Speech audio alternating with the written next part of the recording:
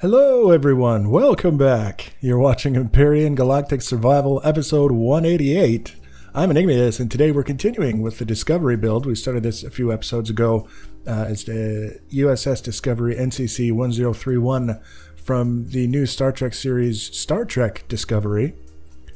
We've been working on mostly the saucer section up till now, and the rough end for the saucer section is done. We still have the opportunity to go back as the build progresses and make adjustments if we feel the need to do so, but this is the point where we take the next step. We move forward to the next structural element, which in this case is the structural arm that basically attaches the saucer section to the main body of the ship.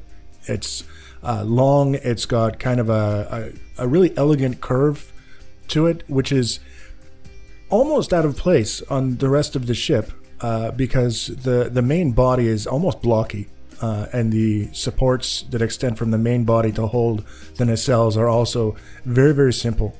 And it's kind of a transition from this round saucer section. We've got this nice, elegant curve back to the body section. And then if we had enough space, we would be doing this fairly blocky kind of body and attaching the nacelles to it. But in our case, we don't have the space. The game won't let us build large enough to include the body as it exists in the original, the one that you see in the series, because the extents that we're given to work with just don't go that far. You can actually see that red X off in the distance is as far back as we can go before the game tells us that we can't go any farther. So we have to keep that in mind, and what I've decided to do is basically start building the body with entirely my own design. Now I'm going to be taking certain cues from other ships in this Star Trek Discovery version of the Star Trek universe. Specifically the, I can't remember, the Shenmue, I think is the name. I'll probably double check later and find out I'm wrong, but if you've seen it, you know the one I'm talking about. If you haven't seen it, you don't care. Just going to show you the ship here. This is actually the first ship that you're really introduced to in the series. That one of the main characters serves on this ship, and it has some of the most interesting lines I've seen on a Star Trek ship. Just the way everything kind of comes together. You've got you have to understand, and I did find out for those of you who maybe have been watching from the beginning of this miniseries, the series takes place about 10 years before the original Star Trek series with the Enterprise and Kirk and Spock. That's to give you that sort of frame, the time frame. And this ship is in that time frame. It's one of the most advanced and elegant looking ships that I've seen, and it's before the original Enterprise.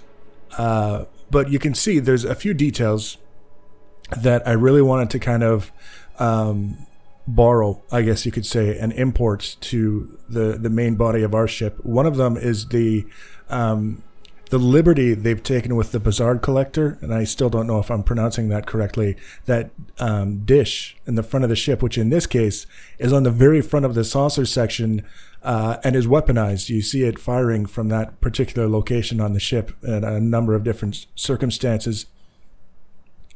I just love the way that it's presented there, because normally it's just that thing that's on the front of the main body of the ship, and it does whatever they need it to do within the boundaries of the story. So I want to take something like that and do that on the front of the main body of the Discovery. I think I'm going to change the name of the ship from the NCC-1031 to like the NCC-1031B. Or something like that, just to highlight the fact that it's not the original, and we're hijacking the naming of the ship. It doesn't matter what they do with future discoveries, because NCC-1031B is mine. You can tell anyone except the people who own the rights to the series. So we've got that plan in place, but there's also a lot of the structural details with regards to how they handled the saucer section. And it's not a round saucer section, it's an elliptical saucer section, and they've got parts extending from the main body, which is basically, for all intents and purposes, part of the saucer section, and it goes over the top of the saucer section, and then on the underside you've got all kinds of crazy details of the structural kind as well. They just kind of I don't know, it's compact. I love the look of it, and this was actually the ship that got me thinking that I wanted to do a build from the series. And the only reason why I didn't do this one specifically is because it's just too many curves. There's so much round and too many curves. Just getting the saucer section on this done was a challenge, and it's still got some work that's still waiting to be done. So that will give you sort of a basis, an idea of what I'm looking at when I'm saying that we'll be borrowing certain elements from other ships in the series. That was one of the primary ones that kind of gave me that inspiration. And we'll be looking at that, obviously, once we've got this main arm in place. But one of the other things that I kind of had to consider is that in terms of interiors, as many of you know, I don't really tend to invest a huge amount of time and effort into finishing the interiors of the ships and putting in furniture and places to sit down and play games and cook and all that other stuff. It's just not my thing.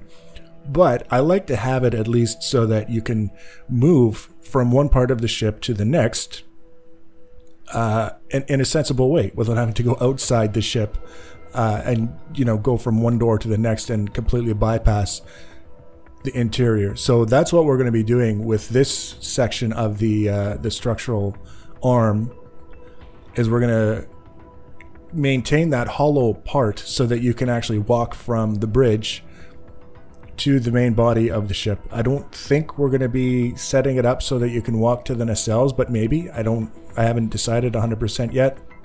That was something that crossed my mind, is that when I was doing this whole thing and starting to fill it all in, that I hadn't really given a whole lot of thought to how we were going to get to the bridge from other parts of the ship. So we're going to make sure that we have enough room to do that and set it up the way that we want to.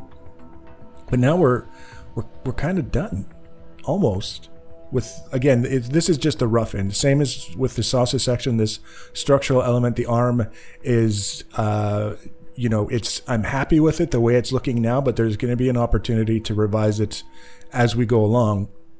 And this part here under the ship is where it's all me. It's all my design and my ideas, because the actual ship, the Discovery in the series, doesn't have anything that extends under the saucer section. It's all on the top, and then it kind of goes back towards the body, but there's nothing underneath.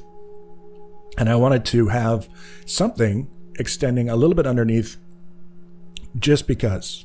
I wish I could tell you there's some sort of sci-fi realistic reason for it, but there's not. It was just, I had the opportunity to make a decision about where I wanted the lower part of that main body section to terminate, when we're talking about how far forward on the ship we were going to make it.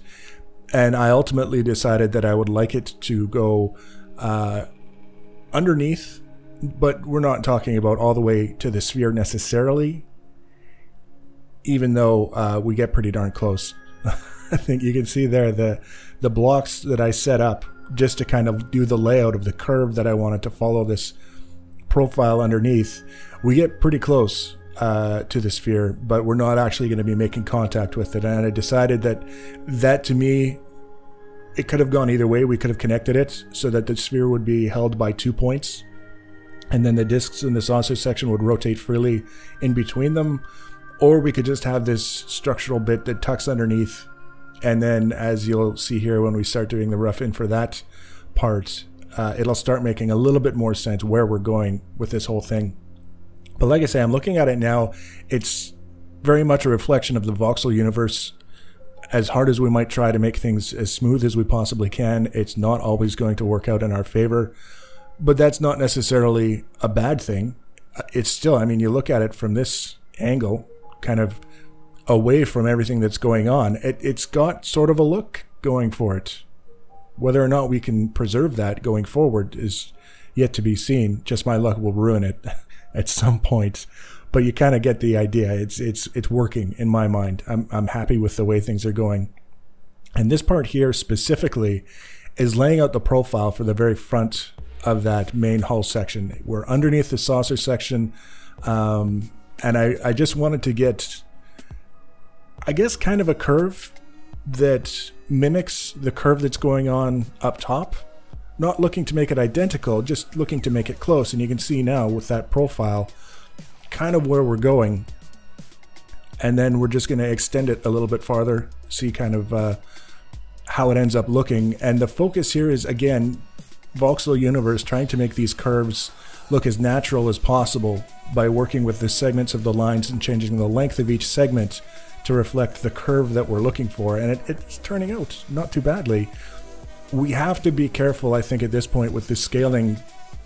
One of the things that we'll be doing early in the next episode is doing a very rough layout of the main body extending as far back as the game's going to let us go, all the way to that red X, so that we have that in mind as we're doing everything else on the underside and all that other stuff, that it scales well with the total size of the main body. And then I think, with any luck, we'll be in good shape. So I'll let you watch the rest of this. We're just going to finish off a few more details, you know, filling this in, getting it to the point where it's ready to transition completely to the main body. And then you'll be able to kind of hopefully get a picture of where this is headed in terms of the overall profiles on the front end. And then the main body will be more the focus of the next episode. So if you want to be notified about that and future episodes, the easiest way to do that is to subscribe to my channel or follow me on social media. Links for social media are always in the information box below the video. Feel free to leave your comments and feedback. Thanks for watching, guys, and take care.